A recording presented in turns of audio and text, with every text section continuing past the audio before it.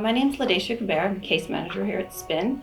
And the reason that I started working at Spin is I had a friend that was working here, and she and I were working very closely together, housing homeless families, and I needed a job and applied. I've been working here for 6 years, and right now, during this time period, has been very interesting because we're dealing with COVID and we have a lot of very vulnerable people on the streets. My most rewarding part of this job is housing families. At first in March when this happened, I thought this is going to be very challenging and I don't know how we're going to get it done doing everything virtual, but right now I'm working with about 4 to 5 families and we are getting them housed quickly. The client I housed on Tuesday is a single mother with 2 kids. She has been homeless for 2.5 years, lost her first child to a custody battle. She ended up getting her child back. She struggled through a period of time where she was dealing with drugs and alcohol. Long story short, she's been clean for quite some time, at least 1.5 years, and has a great job full-time. She called me a week ago and said, I've got a job, I really need a place to live, and I don't know what to do. Basically, we just hooked her up quickly. I remembered a place in Santa Ana that I'd housed another client. We called, they had a 1-bedroom available. She applied and she's in.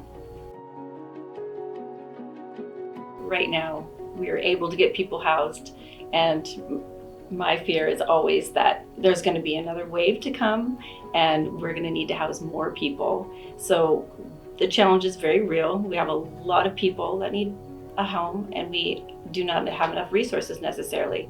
So we're always going to need assistance. We're always going to need funding to help those families get into housing.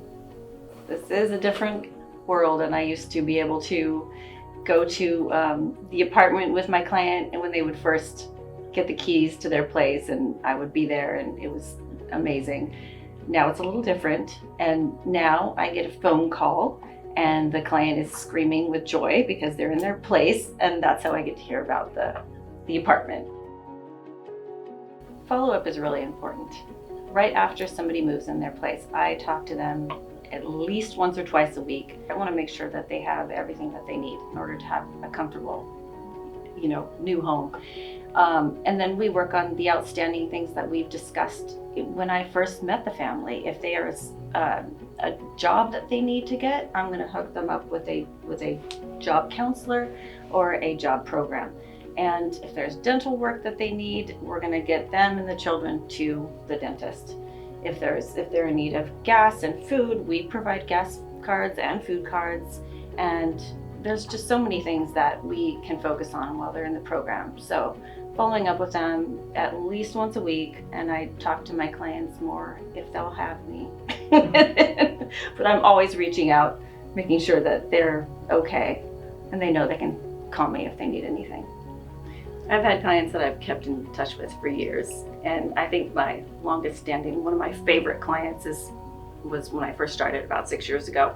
So when they came in, their little son was a baby, and he used to think that I was his fairy godmother because I would see him so often and always have a gift for him because we did Christmas for them and we did Thanksgiving. So every time he showed up here, he was like, it's my fairy godmother. Here she is. He kind of didn't know who I was, but he knew he liked me a lot and named me fairy godmother. This morning, I got an email that my client just said, hooray, the first night in my apartment was amazing. I'm so thankful. I couldn't do it without you guys. My girls are so happy to have a home.